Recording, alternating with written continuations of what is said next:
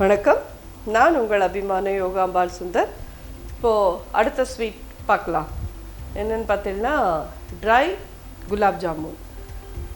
Usually jeera வச்சு ஜீராவில் போட்டு தான் நம்ம பண்ணுவோம். இது வந்து சர்க்கரை கம்மியாகவும் எடுத்துக்கும். அட் த சேம் டைம் ட்ரையாக கம்மி ஸ்வீட்டோட ரொம்ப நல்லாயிருக்கும். எல்லோரும் ட்ரை பண்ணி பாருங்கள் இதை நிச்சயமாக. இப்போ இதுக்கு தேவையானது என்னென்னா, நான் இது 1 cup gulab jamun mix, readymade mix தான் வாங்கியிருக்கேன். இது வந்து சர்க்கரை பொடி. உங்கள் சௌகரியம் அது எவ்வளோ வேணுமோ பண்ணி வச்சுக்கோங்க. இதுலேயே இப்போது ஒரு அரை டீஸ்பூன் கிட்ட சர்க்கரை பொடி போடுறேன்.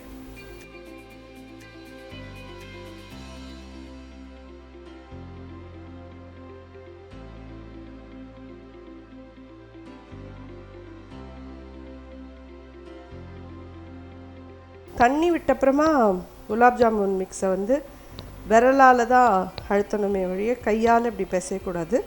தண்ணி விடுறதுக்கு முன்னாடி நம்ம இப்படி ஏன் பிசைஞ்சிக்கிறோன்னா, இப்போ நம்ம போட்ட சர்க்கரையெல்லாம் நல்லா மிக்ஸ் ஆகிறதுக்கோசரம். இல்லைலாம் மாவுலலாம் எதுவும் கட்டி இல்லாமல் பார்த்துக்கோங்க. இதை வந்து மாவால் பண்ண முடியும் அப்படிங்கிறவா மாவால் பண்ணுங்க. மாவானா என்னென்னா, சர்க்கரை சேர்க்காத பால்கோவா இருக்குது இல்லையா, அதை ஒரு பங்கு எடுத்துட்டேன்னா ஒரு 1/4 பங்கு மைதா ஆட் பண்ணி, அதில் கொஞ்சம் சோடாப்பு ஆட் பண்ணி, கொஞ்சமாக சுகர் பொடி போட்டு நல்லா இது மாதிரியே பிசைஞ்சு எண்ணெயில் போட்டு பொரிச்சு எடுத்துகிட்டு சர்க்கரை பொடியில் பிரட்டி எடுக்கணும். இது ரெடிமேட் பவுடர். இது எல்லாருக்கும் கிடைக்கக்கூடிய ஒரு சமாச்சாரம்.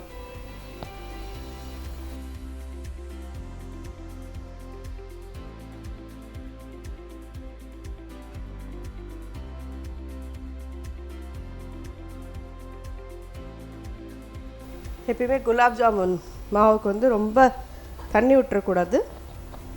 பார்த்து தான் கையால் தெளித்து பிசைஞ்சுக்கோங்க. 5 மினிட்ஸ் ஊறட்டும். அடுப்பை பற்ற வச்சுக்கலாம்.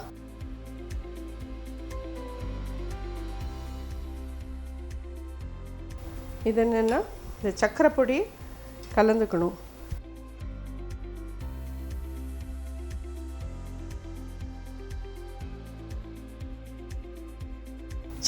வெறும் சர்க்கரையை வந்து மிக்சியில் போட்டு பொடி பண்ணிவிட்டு சலிச்சு எடுத்துட்டேன்னு வச்சுக்கோங்க.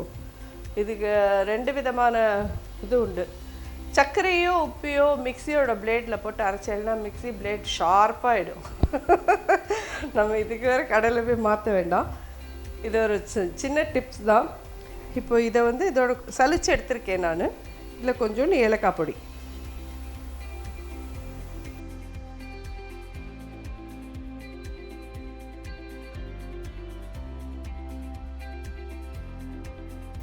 ரெடி பண்ணிட்டோம். இப்போ இது கையில் கொஞ்சம் நெய் தடவிக்கோங்க. இதுவும் ஒரு பிள்ளையார். எல்லா பக்ஷணமுமே பிள்ளையாரோட அனுகிரகத்தில் தான் வரணும்.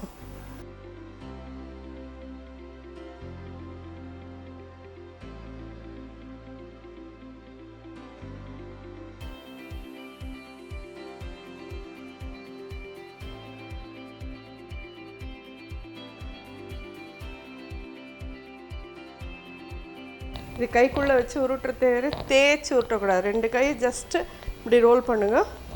அது உள்ளுக்குள்ளே அழகாக சாஃப்டாக ரோல் ஆகணும். இப்போ இது எண்ணெயில் போட்டு பொரிக்கலாம். எண்ணெய் வந்து மிதமான சூடு இருந்தால் போதும்.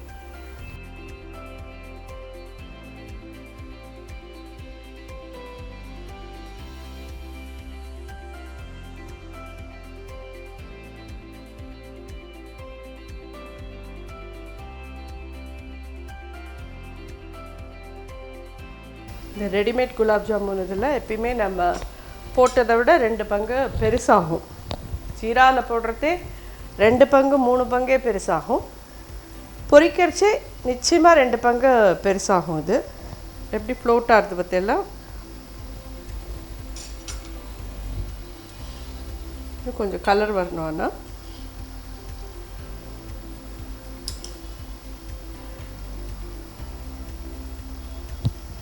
அடுப்பை பார்த்தீங்கன்னா சின்னதாகவே தான் இருக்குது. பெருசாக ஆக்கவே கூடாது இந்த மாதிரி பக்ஷணத்துக்கெல்லாம் எப்பயுமே. ஏன்னா உள்ளெல்லாம் வேகாத போய்டும். அப்புறமா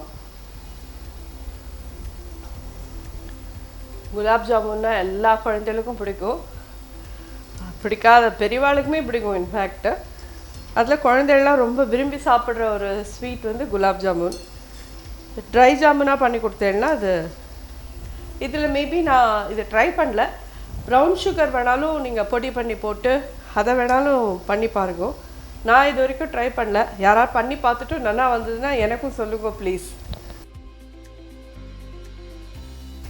ஏன்னா சில பட்சம்லாம் சர்க்கரையில் தான் பண்ணணும்னு நம்மளோட மைண்டில் செட் ஆகிடுது. அதனால் இதெல்லாம் சர்க்கரையில் தான் பண்ணிட்டுருக்கோம்.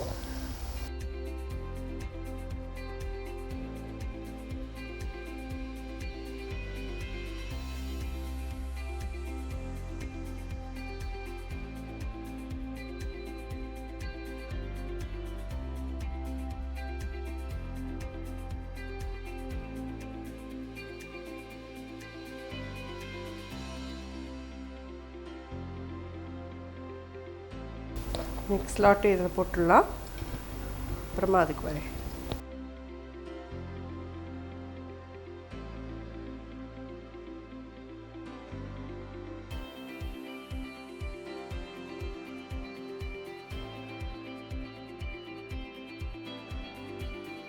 இது சுட சுட இருந்தால் தான் அந்த சர்க்கரை பொடியை பிடிச்சிக்கும்.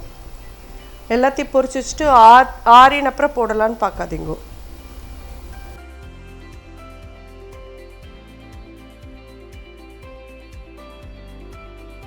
இன்னொன்று காலா ஜாமுன்னு இருக்குது. இந்த காலா ஜாமுன்றது என்னென்னா இந்த மாவால் பண்ணுறது தான். அது நல்ல கருப்பாக வரும். அப்படியே எல்லாருக்கும் இந்த ட்ரை ஜாமுனும் பிடிச்சிக்கும் அப்படின்னு நான் நம்புகிறேன்.